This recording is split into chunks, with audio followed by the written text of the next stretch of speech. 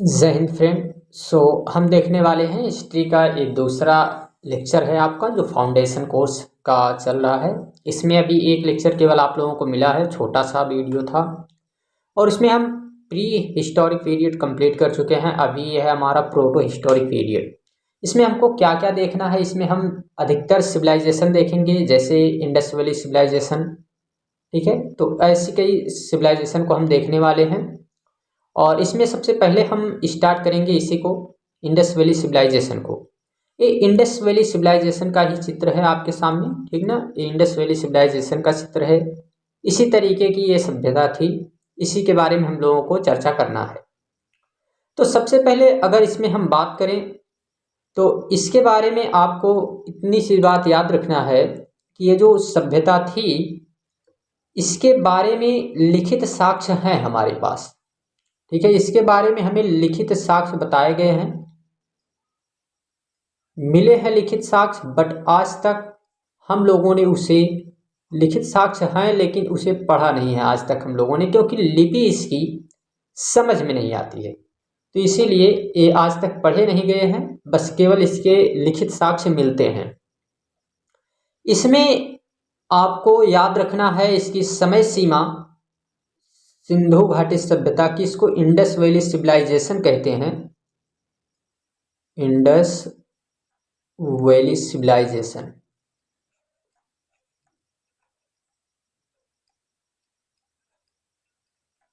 इसमें आप लोगों को बिल्कुल याद कुछ भी अभी नहीं रखना है, केवल समझना है। इसका सेम जैसा हम पढ़ा रहे हैं यही एकदम पीडीएफ आप लोगों को क्लास के बाद मिल जाएगी। इस क्लास के डिस्क्रिप्शन बॉक्स में भी इसका पीडीएफ आपको मिलेगा। पीडीएफ से पढ़ाना थोड़ा अच्छा नहीं लग रहा था, ठीक है, तो बिना पीडीएफ के ही हमको थोड़ा सा बेटर लगता है, उसी तरीके से पढ़ाएंगे। पीडीएफ के बाद पढ़ना पड़ जाता है, उसको समझाने में ठीक नहीं लगता है, तो इसी तरीके से जो है इसको देखा जाएगा। हाँ, इसकी पीडीएफ आप लोगों को मिल जाएगी, लिखने का टेंशन नहीं है कि कैसे क्या लिखेंगे हम लोग। जो कुछ भी लिखना है उस सब का सब हम पीडीएफ में दे देंगे आप लोगों को, बाद में आप उसको नोट डाउन कर सकते हैं या केवल सेव करके पीडीएफ ही रख लीजिएगा, उसी को रिवाइज कर सकते हैं। तो इसमें सबसे पहला हम देखते हैं, ठीक ना। तो सबसे पहले इसमें बात है कि इंडस वैली जो सिविलाइजेशन है, तो इसकी समय सीमा की अगर बात की जाए तो इसका समय कितना है, कहाँ से कहाँ तक। तो इसका समय जो है वो माना जाता है 2350 ईसा पूर्व से लेकर 1750 ईसा पूर्व तक। 1750 ईसा पूर्व। इसके कई प्रकार के डाटा, कुछ किताबों में ये 2600 से 1500 लिखा गया है, कुछ किताबों में 2500 से 1500 लिखा गया है। तो इस तरीके से लिखा गया, लेकिन ये एनसीईआरटी का डाटा है जो कि एक्यूरेट डाटा है, इसमें आपको कोई सोचने वाली बात नहीं है। 2350 ईसा पूर्व से 1750 ईसा पूर्व, इसकी समय सीमा को आपको याद रखना है, ठीक है, इतनी सी बातें। अब इसके कई नाम दिए जाते हैं, इंडस वैली सिविलाइजेशन के कई नाम दिए जाते हैं। सबसे पहला इसका ये जो नाम है सिंधु घाटी सभ्यता, ये क्यों रखा गया, क्योंकि ये जो है सिंधु नदी के तट पर मिली है, सिंधु नदी के किनारे है, इसी कारण से इसको सिंधु घाटी सभ्यता कहते हैं। ठीक है, सिंधु घाटी सभ्यता इसीलिए इसको कहते हैं क्योंकि ये सिंधु नदी के तट पर है, इसी कारण से इसको ये सभ्यता का नाम दिया गया है। दूसरा, इसको हड़प्पा सभ्यता भी कहते हैं। वो क्यों कहा जाता है, क्योंकि यहाँ खोजा जाने वाला पहला स्थल हड़प्पा मिला है, जो पाकिस्तान के पंजाब प्रांत में मिला है। 1921 ईस्वी में दयाराम सहनी के द्वारा इसकी खोज की गई थी, जो पाकिस्तान के पंजाब प्रांत में है, पाकिस्तान के पंजाब प्रांत में है। और इसी कारण से इसे हड़प्पा सभ्यता भी कहा जाता है, क्योंकि पहला शहर यही मिला था। ठीक है, दो बातें। तीसरी बात इसमें आपको याद रखना है कि इसे सरस्वती सभ्यता भी कहा जाता है। ठीक है, केवल इंडस वैली सिविलाइजेशन ही नहीं बल्कि इसको सरस्वती सभ्यता भी कहते हैं। और सरस्वती सभ्यता कहने के पीछे का क्या रीजन है, तो बताया जाता है कि करीब 500 स्थल इंडस वैली सिविलाइजेशन के पास मिले और 1000 ऐसे स्थल जो सरस्वती सभ्यता के पास मिले। तो इसी कारण से माना जाता है कि ये सरस्वती सभ्यता भी थी, यानी इसको इंडस वैली से ज़्यादा इसका महत्व दिया जाने लगा। फिर इसमें तीसरी बात के बाद एक और इसका नाम दिया जाता है जिसको कांस्य युगीन सभ्यता भी कहते हैं। और कांस्य युगीन सभ्यता क्यों कहा जाता है? क्योंकि इसमें कांसा नाम की एक धातु होती है और उसका प्रयोग, धातु क्या उपधातु होती है, कांसा एक उपधातु है। इसमें तांबा प्लस टीन, तांबा प्लस टीन ये दोनों से मिलकर ये बनी है उपधातु, मिश्र धातु कहेंगे, ठीक है। ये मिश्र धातु दो धातुओं के मिलने से बनी है, तो इसी कारण से जो है इसको कांसे का प्रयोग ज़्यादा किया जाता था, इसलिए कांस्य युगीन सभ्यता भी इसको कहते हैं, ठीक। इसके बाद इसका एक और नाम दिया जाता है प्रथम नगरीय सभ्यता। और प्रथम नगरीय सभ्यता इसलिए कही जाती है क्योंकि पहली बार जो नगर के साक्ष्य मिले हैं वो यहीं से मिले हैं, नगर के साक्ष्य यहीं से पहली बार मिले हैं, इसीलिए इसको प्रथम नगरीय सभ्यता भी कहते हैं, ठीक। इतनी सी बातें इसके नामकरण में आपको याद रखना था। अब इस सभ्यता के अभी जितने शहर हैं, कहाँ से कैसे निकले हैं, इस सब के बारे में हम लोग देखेंगे, ठीक ना। इससे पहले हमको देखना है कि यहाँ इसके बारे में जानकारी कौन दिया था, इस सभ्यता के बारे में। तो जानकारी कौन दिया है, सर्वेक्षण कौन किया है, खुदाई कौन किया है, इन सब के बारे में हम लोग थोड़ा सा देख लेते हैं। तो देखते हैं, सबसे पहले इसमें हम अगर देखें तो इसकी जानकारी देने वाले जो व्यक्ति थे, ठीक है, जानकारी जो दे रहे हैं, तो जानकारी देने वाले व्यक्ति का नाम है चार्ल्स मेसन, ठीक है। चार्ल्स मेसन नाम कैसे याद रखेंगे, जैसे मैसेज दिया जाता है तो जानकारी की तरह होता है, तो उसको हम कहेंगे चार्ल्स मेसन, यानी कि मैसेज देने वाले व्यक्ति चार्ल्स मेसन उनका नाम है, जानकारी देने वाले व्यक्ति हैं। तो नाम उनका आपको इसी तरीके से याद रखना है, चार्ल्स मेसन, ठीक है। ये व्यक्ति थे जो जानकारी दिए, ठीक। इसके बाद जानकारी देने के बाद अगर इसके सर्वेक्षण की बात की जाए तो सर्वेक्षण करने वाले जेम्स कनिंघम थे, जेम्स कनिंघम, जेम्स कनिंघम इसका सर्वेक्षण किए थे, ठीक है, जेम्स कनिंघम। और इसके बाद ये बताते हैं कि ये करीब 20 लाख के आसपास जो है, 20-22 लाख के आसपास इसका जाएगा, 22 लाख वर्ग किलोमीटर ये फैली हुई है, ठीक है। और आकार इसका कैसा है, तो इसका आकार त्रिभुजाकार बताया जाता है, त्रिभुजाकार इसका आकार है, त्रिभुजाकार, ठीक है, इसका आकार माना जाता है त्रिभुजाकार। और इसमें अगर हम लोग बात करें तो इसका नामकरण देने वाले कौन व्यक्ति थे, तो अभी तो ये जानकारी दिए और ये सर्वेक्षण किए जेम्स कनिंघम। अब इसका नामकरण करने वाले जो व्यक्ति हैं उनका नाम है जॉन मार्शल, ठीक है, जॉन मार्शल, ये नामकरण किए हैं, नाम दिए हैं इसका। और इसका जो है खुदाई पहली बार करने वाले जो व्यक्ति थे वो थे दयाराम सहनी, दयाराम सहनी।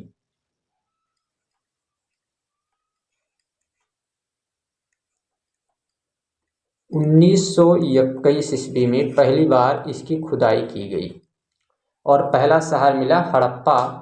और आकार यहीं से बताया जाता है कि इसका आकार कैसा है, तो इसका आकार है त्रिभुजाकार, ठीक है। इतनी सी बात अभी इसके नामकरण और इसके बारे में जो भी जानकारी है उतना याद रखना है।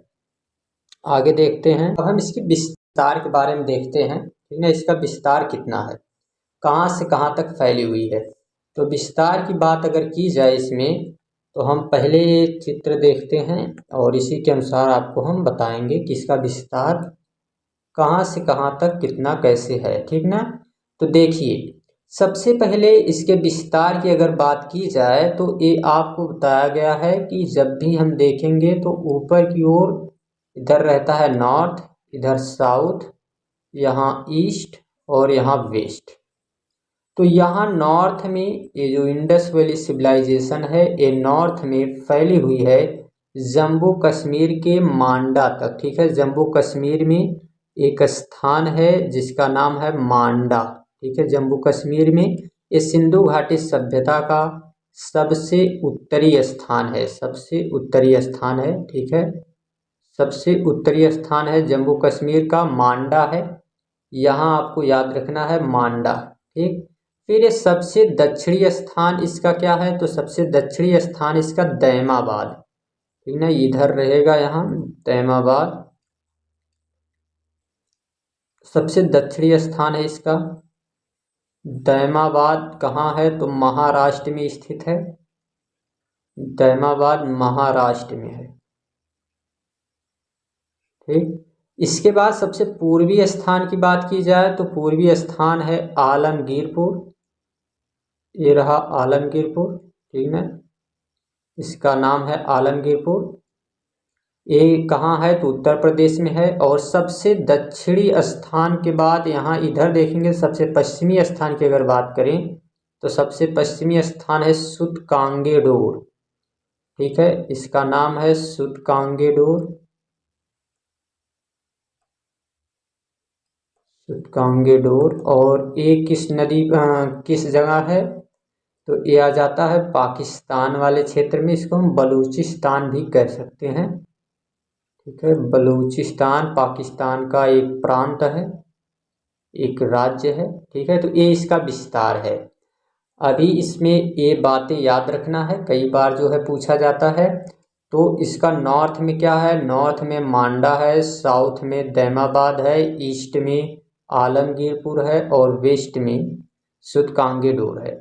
तो ये किस नदियों पे स्थित है इसके बारे में भी याद रखना है। तो सबसे पहले तो ये नॉर्थ में मांडा है, ठीक है, यम है। और इधर जो है हम वेस्ट में देख रहे हैं तो इधर क्या है, इधर सूतकांगेडोर है, ठीक है। तो इसके लिए एक ट्रिक याद रखना है, सम बराबर ऐड होता है, ठीक है, ट्रिक होती है सम बराबर ऐड। और सम बराबर ऐड का मतलब है कि यहाँ कैसे याद रखेंगे, तो ये ट्रिक है, सम से हो जाएगा सा से सूतकांगेडोर और मा से मांडा, ए से आलमगीरपुर और डी से दैमाबाद, ठीक है। ये इसकी ट्रिक होती है सम बराबर ऐड। एक ट्रिक भी आप याद रखेंगे, आपके पीडीएफ में ये भी ऐड कर दी जाएगी। फिर इसमें नदियों की बात करें तो नदियां कौन कौन हैं, तो इधर जो हम लोग उत्तर की बात कर रहे हैं तो यहाँ नदी कौन सी है, यहाँ नदी रहेगी चेनाब नदी, ठीक, चेनाब नदी रहेगी।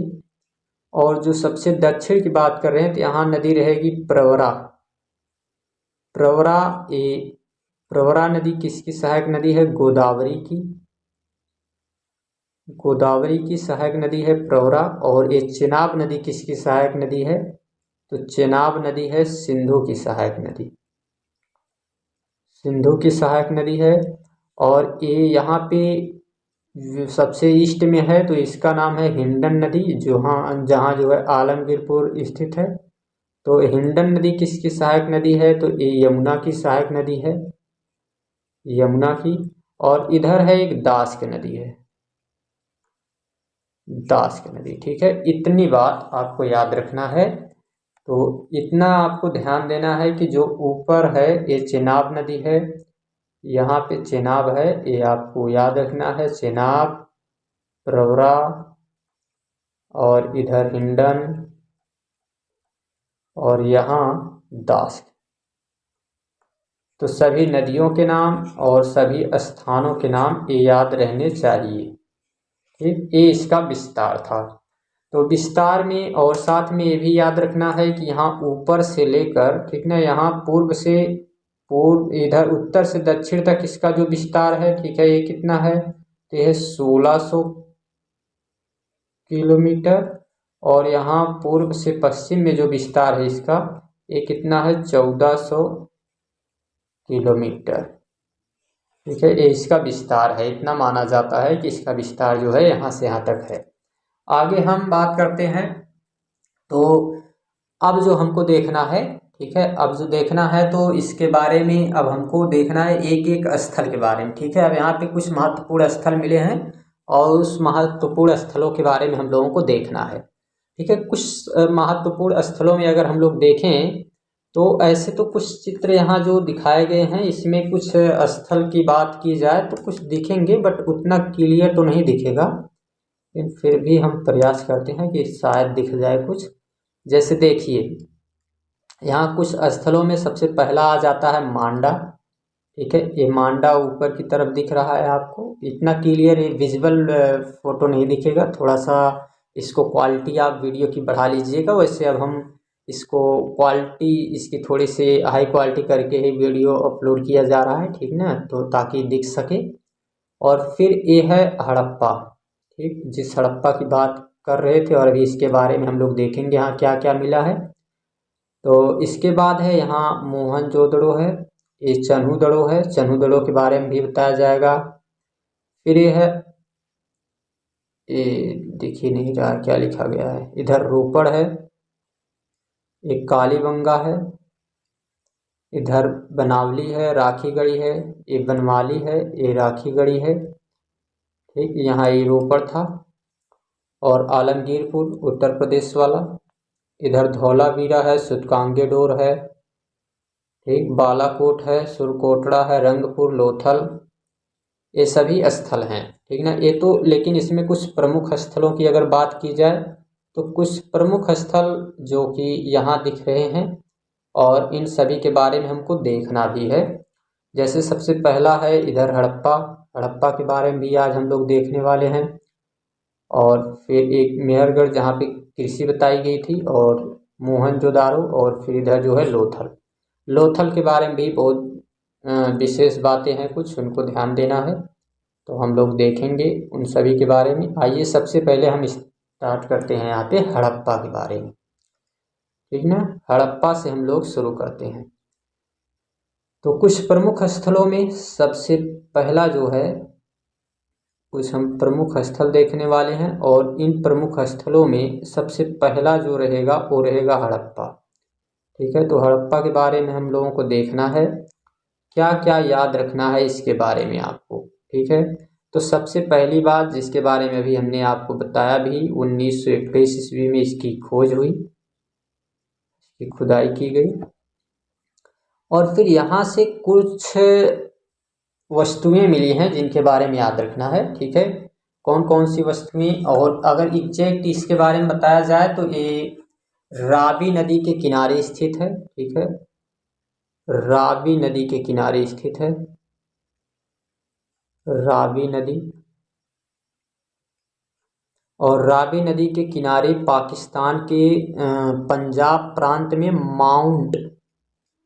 माउंट गोमरी एक जिला है,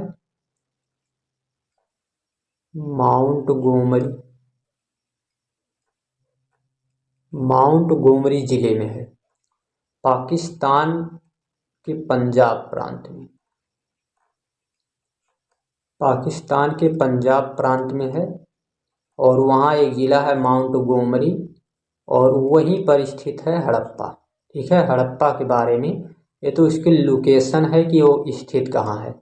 ठीक है, अब यहाँ पे क्या क्या मिला है इसके बारे में हम लोग बात करेंगे। सबसे पहली चीज़ जो यहाँ मिली है वो है कुम्हार का चाक।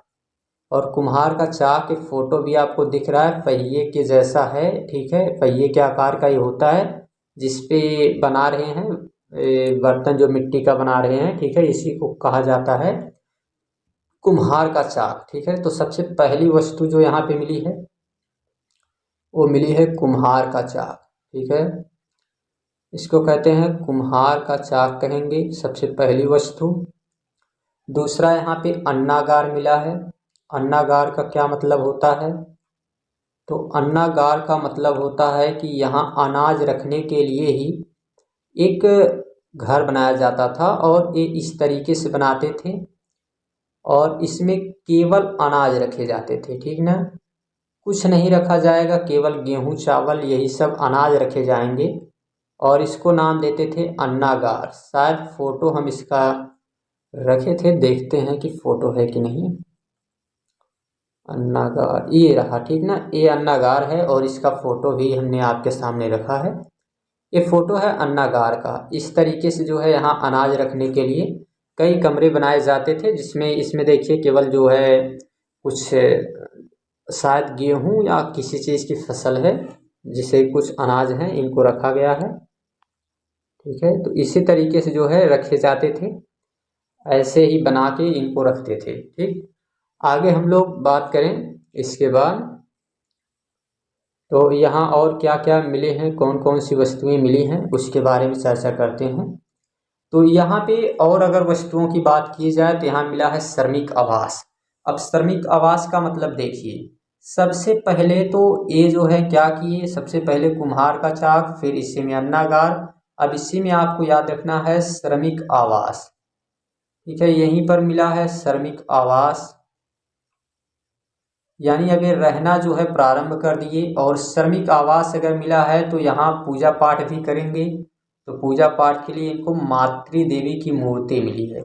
अब मातृ देवी की मूर्ति भी आपको फोटो में दिखाई गई है, ये जो है मातृ देवी की मूर्ति है। ठीक, तो मातृ देवी की मूर्ति भी यहाँ पे जो है मिली है। ठीक, मातृ देवी की मूर्ति, और इसी के साथ यहाँ पे अब मातृ देवी की मूर्ति है तो इनको जो है बताया जाता है कि ये ओखली में, बस केवल याद रखने के लिए बता रहे हैं, तो ओखली में इसको कूटा जाएगा। ठीक है, और ओखली में कूटा जाएगा, तो ये लकड़ी की ओखली है और यहीं पर ताबूत भी मिला है, ताबूत यहीं पर मिला है।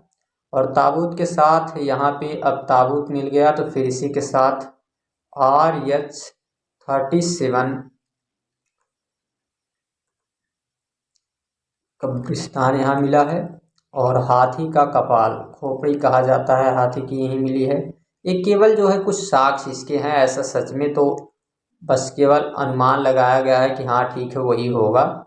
और सबसे बड़ी बात यहाँ पे बताया जाता है कि स्वास्तिक चिन्ह भी मिला है।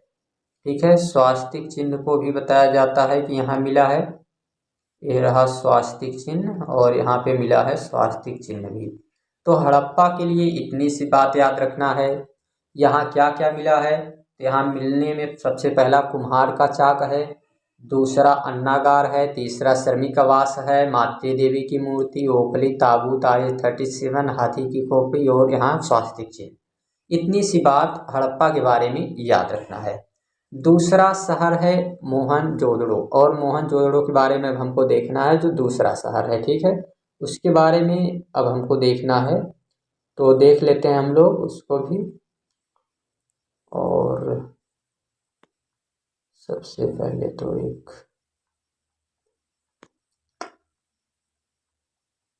चलिए ठीक है, इसी पे देख लेते हैं।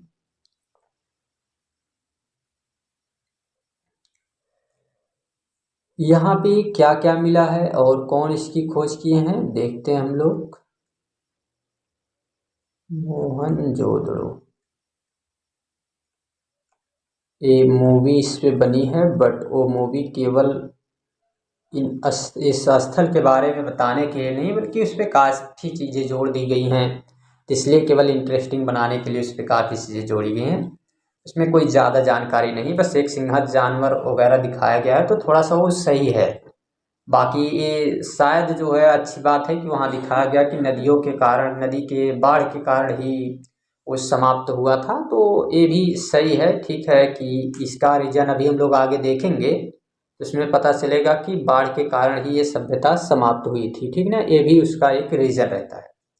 तो इसमें क्या क्या और कौन इसकी खुदाई किए हैं, तो इसके बारे में हम लोग देखते हैं। तो सबसे पहले अगर इसमें बात की जाए तो इसकी खुदाई करने वाले राखल दास बनर्जी थे, उनका नाम है राखल दास बनर्जी। ठीक है, ये इसकी खुदाई करने वाले व्यक्ति थे, और 1922 ईस्वी में इसकी खुदाई किए थे, 1922 ईस्वी में। और ये है कहाँ, तो ये पाकिस्तान में ही है, लेकिन पाकिस्तान के लरकाना ज़िले में है।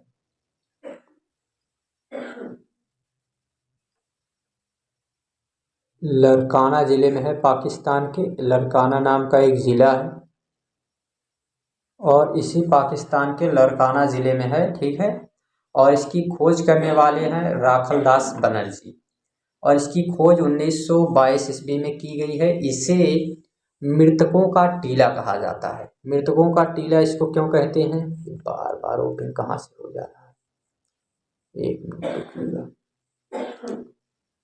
ठीक है, अभी इसको मृतकों का टीला भी कहा जाता है क्योंकि यहाँ काफ़ी संख्या में कंकाल तंत्र मिले थे। ठीक है, तो कंकाल तंत्र मिलने के कारण ऐसा माना जाता है कि ये क्या है, इसको नाम दिया जाता है मृतकों का टीला, इसी को कहते हैं। ठीक, साथ में यहाँ पे और क्या मिला है, तो ये सबसे बड़ा शहर माना जाता है। सबसे बड़ा स्थल हड़प्पा है, लेकिन सबसे बड़ा शहर की अगर बात करें तो सबसे बड़ा शहर क्या है, वो सबसे बड़ा शहर है यही मोहनजोदड़ो। और इसे मृतकों का टीला इसलिए कहा जाता है क्योंकि काफ़ी संख्या में यहाँ जो है कंकाल तंत्र मिले थे। बाकी अब कुछ वस्तुएं हैं जो विशेषकर यहाँ पाई गई हैं, तो उसमें भी रहेगा पुरोहित आवास। वहाँ श्रमिक आवास था, तो यहाँ रहेगा पुरोहित आवास, ये अंतर है। ठीक है, वहाँ श्रमिक लोगों का आवास है, तो यहाँ पुरोहित आवास है। पुरोहित आवास सबसे पहली चीज़ ये याद रखना है। फिर पुरोहित आवास के साथ साथ यहाँ घर में कुएं देखने को मिले हैं। ठीक, घर में कुआं यहाँ मिला है, और घर में कुएं के साथ यहाँ विशाल स्नानागार मिला है। विशाल स्नानागार मतलब घर में ही यहाँ स्नान करने के लिए व्यवस्था की गई थी, जैसा आज के समय में होता है। ठीक उसी तरीके से जो है यहाँ लेकिन बड़ी संख्या, थोड़े से बड़े आकार में वो मिला है। ठीक है, तो साथ में यहाँ पे सूती वस्त्र के भी कुछ साक्ष्य मिले हैं कि यहाँ सूती वस्त्र भी थे। ठीक है, सूती वस्त्र का प्रयोग किया जाता था, तो सूती वस्त्र के भी यहाँ साक्ष्य मिले हैं। और सबसे जो चौड़ी यहाँ पे सड़क मिली है जिसको राजमार्ग कहा गया है, सबसे चौड़ी सड़क जिसको राजमार्ग कहते हैं, ये राजमार्ग मिला है। एक करीब जो है 10 मीटर चौड़ा है, बताया जाता है कि 10 मीटर चौड़ा राजमार्ग है। ठीक है, इसको राजमार्ग कहते हैं। ये सभा वगैरह के लिए जो है यहाँ लोग जाया करते थे। ठीक, यहाँ पर और एक सबसे विशेष बात है कि नर्तकी की मूर्ति मिली है। ठीक है, डांसिंग गर्ल जिसको कह सकते हैं, नर्तकी की मूर्ति यहाँ मिली है। नर्तकी की मूर्ति, ठीक, नर्तकी की मूर्ति। और तांबा यहाँ पे ज़्यादा मिला है, तो तांबे का ढेर भी इसको कहते हैं। ठीक, तांबे का ढेर भी कहेंगे क्योंकि तांबा जो है यहाँ बड़ी संख्या में मिली है। और पशुपति शिव, उनका चित्र तो अभी नहीं रखे हैं हम, तो थोड़े से ख्याल से उतर गया, और उनका चित्र रखना जरूरी था। एक व्यक्ति हैं जो एक शाल ओढ़े हुए थे। ठीक है, एक शाल ओढ़े हुए हैं, और वो जो है उनको बताया जाता है कि वो क्या है, तो वो पशुपति शिव हैं। ठीक है, वो पशुपति शिव थे और एक शाल ओढ़े हुए थे। ठीक है, काफ़ी अच्छे तरीके से बैठे हुए हैं, और उनको पशुपति शिव कहा जाता है। बाकायदा जो है ऐसा उसमें चित्र में दिखाया गया है कि उनके बाल दाढ़ी सब जो है शेव किए हुए हैं उस समय में भी, और वो जो है क्या है, एक शाल जो है ओढ़े हुए हैं। इस तरीके का उनका एक चित्र था, तो पशुपति शिव के नाम से भी जाना जाता है। ठीक है, उनको पशुपति शिव कहते हैं। तो इतनी सी बात इसमें याद रखना है। और साथ में ये है कि यहाँ पे अगर इसके बाद हम बात करें तो अब हम देखेंगे चन्हूदड़ों के बारे में। ठीक है, चन्हूदड़ों के बारे में देखेंगे, जो कि तीसरा प्रमुख शहर है। ठीक है, यहाँ का, तो चन्हूदड़ों को अब देख लेते हैं हम लोग।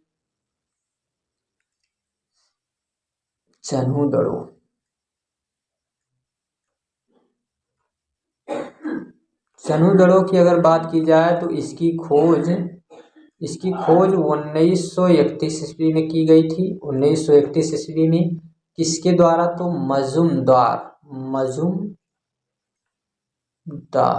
के द्वारा इसकी खोज की गई थी। और ट्रिक इसकी रहेगी, ठीक इस तरीके से आप याद रख सकते हैं कि यही लोग जो है ज़्यादा किसका काम करते हैं, तो ये लोग क्या काम करेंगे, ये लोग काम करते हैं जो है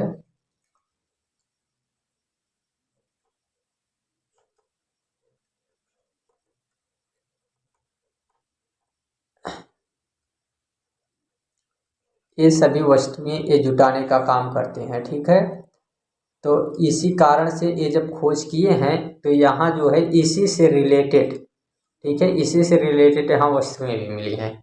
ठीक, ये जो है याद रखने के लिए है, बस इस तरीके से याद रख सकते हैं। और इसे औद्योगिक शहर भी माना जाता है। और यहाँ पे काफ़ी चीज़ें बस सब जो है किससे जोड़ के आपको याद रखना है, बस एक महिला से जोड़ के ये सारे चीज़ें यहाँ पे जो है देखने को मिली है। ठीक है, जो कुछ भी वहाँ रहेगा वो सब जो है इसी से जोड़ के यहाँ पे देखने को मिला है। फॉर एग्जाम्पल हम कह सकते हैं जैसे ठीक ग्लास वगैरह यहाँ पे इस तरीके से मिले हैं। और इसी में आप लोगों को याद रखना है कि एक जो बड़ी बात है कि बिल्ली का पीछा करता हुआ जो है डॉगी भी इधर मिला है। ठीक है, ऐसे बताया जाते हैं, बस अब क्या उसमें कितना सही है कितना नहीं। फिर एक चीज़ ये याद रखना है, ये दुर्ग रहित शहर है। अब दुर्ग रहित कहने का क्या मतलब है, तो दुर्ग रहित इसको इसलिए कहा जाता है, तो इसके बारे में हम आपको बता देते हैं कि इसके बारे में अभी हम एक जैसे ही प्रमुख शहर हो जाते हैं तब हम देखने वाले हैं ये नगर कैसे यहाँ पे थे। तो नगर के बारे में जब देखेंगे तो बताएंगे कि यहाँ जो है इस तरीके से एक दुर्ग या गढ़ी या टीला कहते थे, तो इसके चारों तरफ जो है यहाँ रक्षा दीवार होती थी। ठीक है, तो रक्षा दीवार जो होती थी इसी को कई बार जो है दुर्ग नाम दिया जाता था या फिर रक्षा दीवार इसको कहते थे। तो ऐसा जो है चनुदड़ों में केवल नहीं मिला है, बाकी सभी स्थल पे मिला है। इसके बारे में ही अभी हम लोग आगे देखने वाले हैं। ठीक ना, तो अब इसमें हम देख लेते हैं चनुदड़ों के बाद रोपड़। ठीक, रोपड़ स्थान है, चनुदड़ो भी पाकिस्तान में ही है, ये याद रखना है। ये भी पाकिस्तान में है, सिंधु नदी के तट पर है। तो रोपड़ की अब बात करते हैं, रोपड़। और इसकी खोज 1953 ईस्वी में 1953 ईस्वी में इसकी खोज यज्ञदत्त शर्मा के द्वारा की गई थी। यज्ञदत्त शर्मा इसकी खोज किए थे 1953 ईस्वी में। ये कहाँ है, तो ये भी जो है पंजाब में है, हमारे पंजाब में। और ये पंजाब में है, और यहाँ पर पंजाब में जो है सतलज नदी के किनारे, जिसको सतलज या सतलुज कहते हैं, तो सतलज नदी के किनारे स्थित है। और यहाँ पे बताया जाता है कि मानव के साथ जानवर को भी जो है जानवर को भी दफना दिया जाता था। ठीक है, ऐसे साक्ष्य भी यहाँ पे मिले हैं। ठीक, और ये कहाँ पे एग्जाम्पल, ऐसा कोई एग्जाम्पल, तो ये है जम्मू कश्मीर में है। बुरजहोम ये स्थान है और यहाँ पे जो है दफनाया गया है। यहाँ पे एक बात ये भी याद रखना है कि यहाँ अगर ऐसे जैसे मतलब जितने स्थल अभी तक मिले हैं, इन सभी स्थलों में कुछ ना कुछ कॉमन बात रहती है। और इसकी यही कॉमन बात है कि यहाँ पे ये इस तरीके के 100 जो है देखने को मिले हैं। आगे हम लोग बात करें तो इसके बाद हमको देखना है बनवाली। ठीक है, ये स्थान है, तो यहाँ इसकी खोज करने वाले कौन रहेंगे,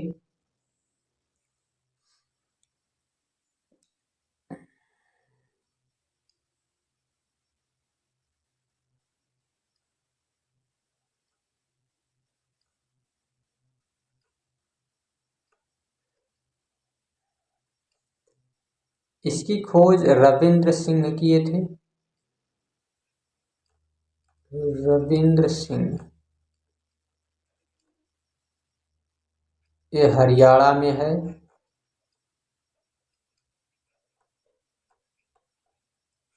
हरियाणा में स्थित है। एक नदी है जिसका नाम है रंगोई, और रंगोई नदी के किनारे स्थित है। और यहाँ जल निकासी की व्यवस्था नहीं है। यहाँ की जो नालियाँ हैं और सड़कें हैं वो टेढ़ी मेढ़ी बनाई गई हैं। बाकी सभी सड़कें इस तरीके से सीधी बनाई गई थी और समकोण पर एक दूसरे को काटती थी।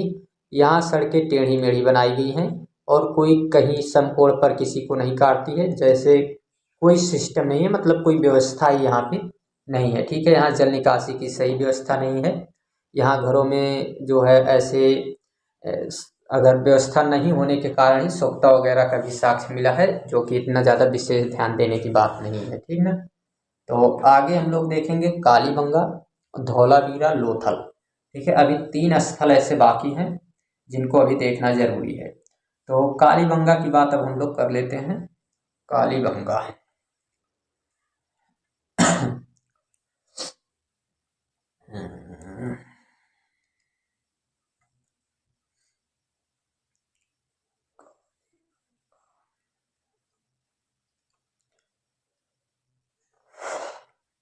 कालीबंगा, ठीक है।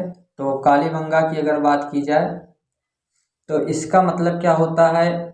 कालीबंगा का मतलब होता है कि काली मिट्टी की चूड़ी, ठीक है, इसको कहा जाता है। इसका अर्थ होता है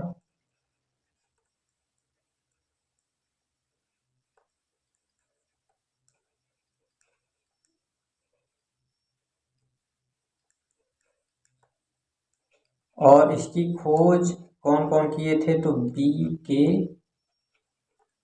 थापड़ और बी बी लाल इसकी खोज करने वाले व्यक्ति थे, ठीक है, ऐसा बताया जाता है। ये 2 लोगों के मिलने से जो है, 2 लोग मिलके इसकी खोज किए थे। और ये है कहाँ? तो गुजरात में है, ठीक है, ये गुजरात में स्थित है। गुजरात में नहीं, राजस्थान में रहेगा, ठीक है, गुजरात में नहीं रहेगा ये, राजस्थान, राजस्थान में स्थित है कालीबंगा। इतनी बात यहाँ पे याद रखना है। यहाँ जो है कोई विशेष चीज तो नहीं मिली है, हाँ अलंकृत ईंट मिला है, ठीक है, जुते हुए खेत मिले हैं। ऐसे कई साक्ष्य जो है यहाँ पे देखने को मिलते हैं। हवन वगैरह ये सब कराए गए थे तो उनके भी साक्ष्य कुछ देखने को मिलते हैं। ठीक, आगे जो है हम लोग देखते हैं। तो आगे इसमें बात की जाए, कालीबंगा हो गया। धौलावीरा, धौलावीरा जो कि गुजरात में स्थित है।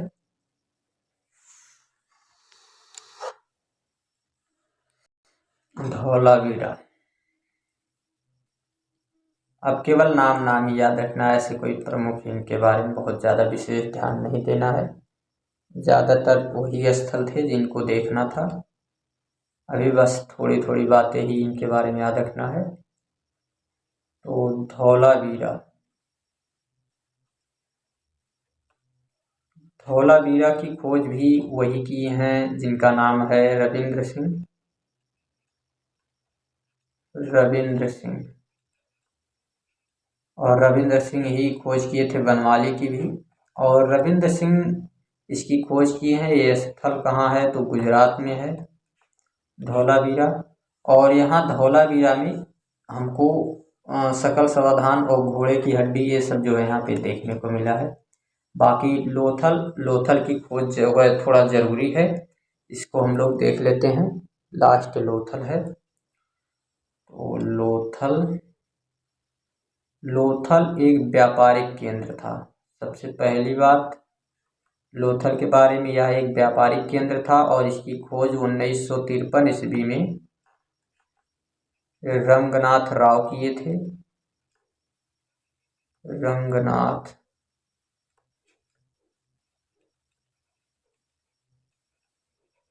रंगनाथ राव इसकी खोज किए थे। और ये भोगवा नदी के किनारे स्थित है।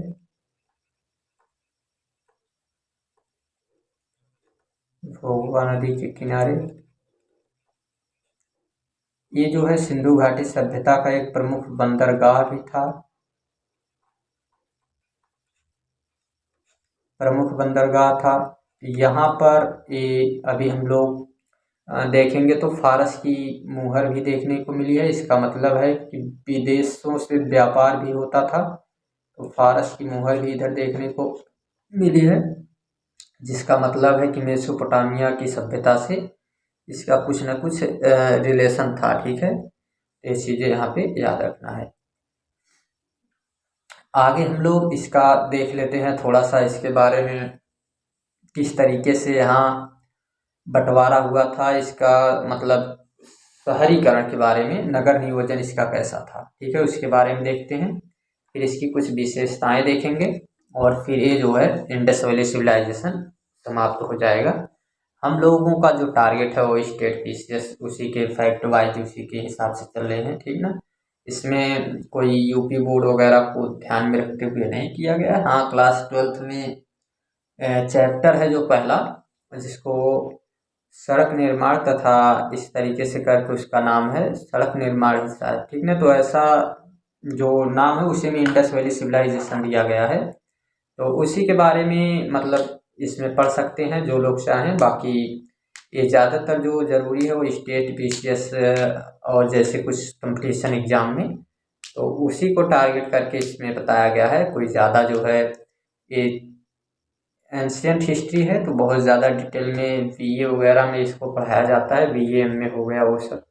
बाकी अन्यथा किसी में बस इसी तरीके से ऑब्जेक्टिव टाइप क्वेश्चन वगैरह आते रहते हैं, ठीक ना। तो आगे हम लोग देख लेते हैं इसका शहरीकरण किस तरीके से किया गया है, नगर नियोजन जिसको कहेंगे। तो देखते हैं, सबसे पहला देखिए नगर नियोजन में आपको क्या याद रखना है।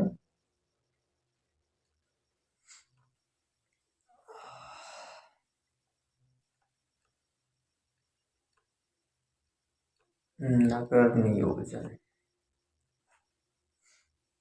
नगर नियोजन में हम देखेंगे इधर कि यहाँ पे शहर दो भागों में बटे होते थे। एक को कहते थे हम लोग गढ़ी या टीला,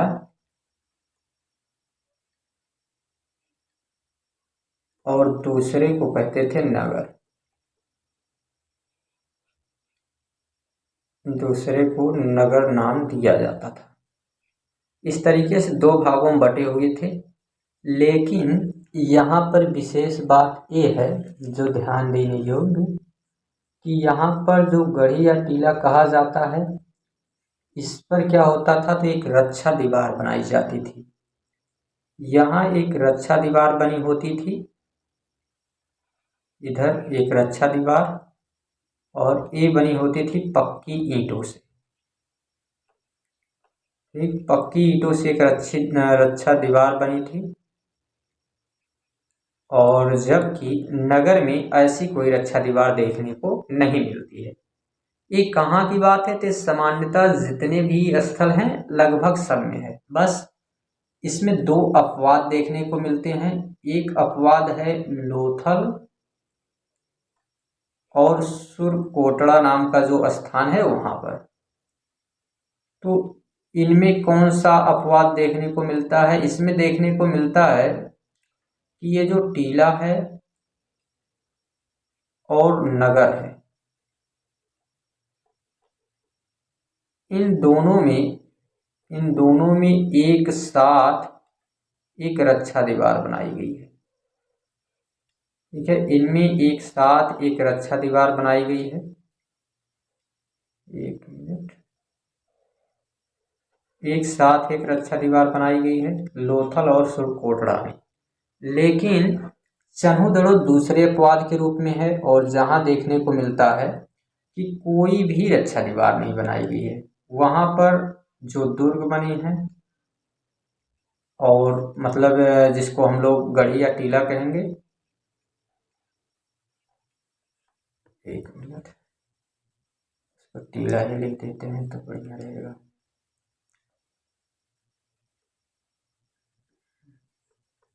और जो नगर है, इन दोनों में किसी प्रकार की कोई रक्षा दीवार नहीं, बल्कि यही एक कच्ची ईंट की जो बनी हुई, ये मतलब जिस तरीके से बने थे तो वैसा ही बना, इसमें कोई भी रक्षा दीवार नहीं बनाई गई है।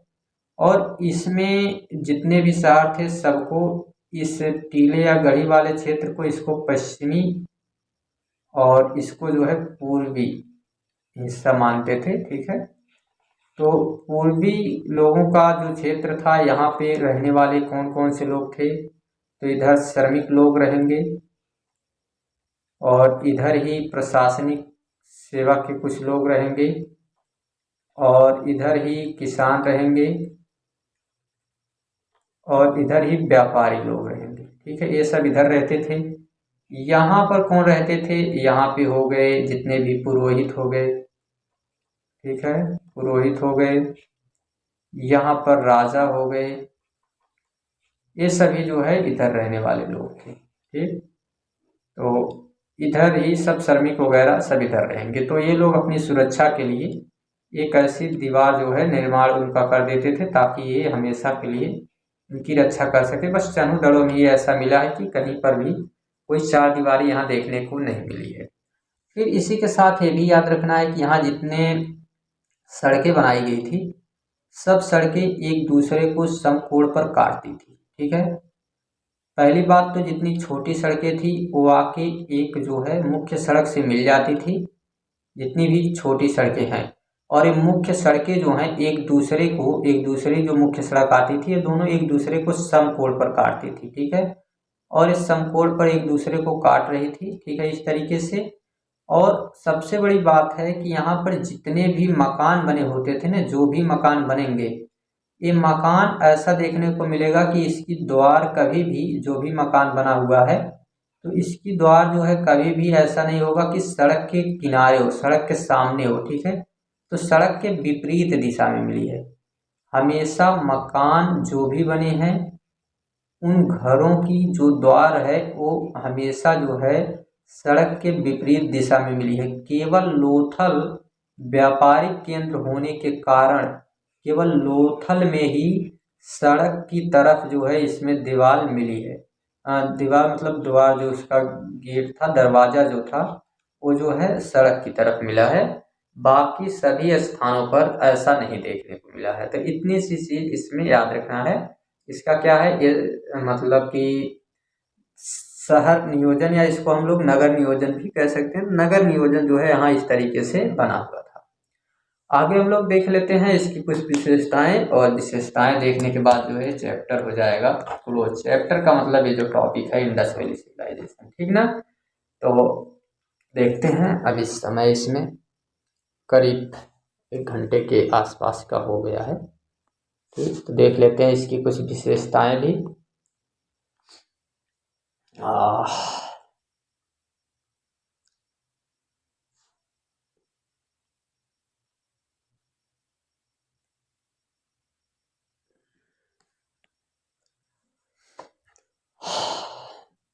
विशेषताएं, तो विशेषताओं में सबसे पहली बात इसमें क्या याद रखना है, तो सबसे पहली बात तो यह एक नगरीय सभ्यता थी। शहरी है, नगरी या शहरी कह सकते हैं, शहरी सभ्यता थी। ठीक है, शहरी सभ्यता थी, पहली बात इसमें याद रखना है। दूसरी बात इसमें क्या ध्यान देना है कि हमेशा इसमें ये देखने को मिलता है कि जितनी सड़कें हैं ये सड़कें कैसी बनी हुई थी, तो ये सड़कें पश्चिम से, ठीक है, पश्चिम दिशा में, पूर्व से पश्चिम में, ठीक है, ये पूर्व से पश्चिम में बनी होती थी। और इसका रीजन था कि हवा चलने पर सड़कें हमेशा स्वयं से ही साफ हो जाएं। ठीक है, इसको जो है साफ सुथरे के लिए बनाया गया था कि स्वतः साफ हो जाएं। और हर एक नाली जितनी भी यहाँ बनाई गई थी वो ढकी हुई होती थी सड़कों के द्वारा, जैसे आज बनता है, सड़क के बीच में बना दी जाती है और सड़क के बीच में बनाकर इसमें जो है ढक दिया जाता है इसको। ठीक है, तो इस तरीके से इसका निर्माण किया गया था। ये समाज मात्र सत्तात्मक था, यहाँ मात्र सत्तात्मक। ठीक है, तो ये चीज यहाँ ध्यान देना है। फिर यहाँ पे अधिकतर मोहरे जो है मिली हैं वो एक सिंह वाले जानवर का चित्र मिला है। ठीक है, जो एक सिंह वाला, इसमें एक जानवर बताया गया है, मूवी में दिखाया भी गया है। ठीक है, तो ये एक सिंह वाले जानवर इधर जो है इसमें देखने को मिले हैं। तो ये चीज जो है यहाँ की कुछ विशेषता है। और इसी में ये भी है कि गाय का चित्र यहाँ कहीं नहीं मिला है, गाय की मुहर वाला चित्र कोई भी इसमें देखने को नहीं मिला है कहीं। ठीक है, और इसमें एक ये भी है कि इसके समापन का जो कारण, इसके पतन का कारण माना जाता है। कई लोग मानते हैं कि आर्यों के आने के कारण जो है आर्य लोग इस पे आक्रमण किए, तो आक्रमण को भी माना जाता है। कुछ लोगों का कहना है कि ये केवल जो है बाढ़ आने के कारण, ठीक है, जो बाढ़ बताया जाता है कि नदी में जब पानी अधिक हो गया तो बाढ़ जो है इसका प्रमुख कारण माना जाता है। ऐसे कई कारण माने जाते हैं जिससे ये सभ्यता समाप्त हुई है। इसके आगे की क्लास हम लोग देखेंगे ऐतिहासिक काल से, और अभी जो है ऐतिहासिक काल के बारे में हम लोग अगली क्लास से देखेंगे। तो इसकी विशेषता थी, ऐतिहासिक काल के बारे में हम लोगों को देखना है, तो जिसमें हम वैदिक काल से स्टार्ट करेंगे और उसमें काफ़ी सारे साक्ष्य वगैरह पहले देखेंगे, कैसे हमको जानकारी मिलती है, क्या, इन सभी बातों पे चर्चा करेंगे। ठीक, तो उसके बाद ही हम लोग देखने वाले हैं। अभी ये क्लास जो है यहीं पे समाप्त करते हैं, बाकी आगे क्लास में देखेंगे। तब तक के लिए take care, bye bye, thanks, मिलते हैं अगली क्लास में। और एक ज़रूरी सूचना ये है कि कल ठीक है, यानी कि उसका डायरेक्ट आप लोगों को डेट बता दिया जाए कि किस तारीख को बताया जाएगा।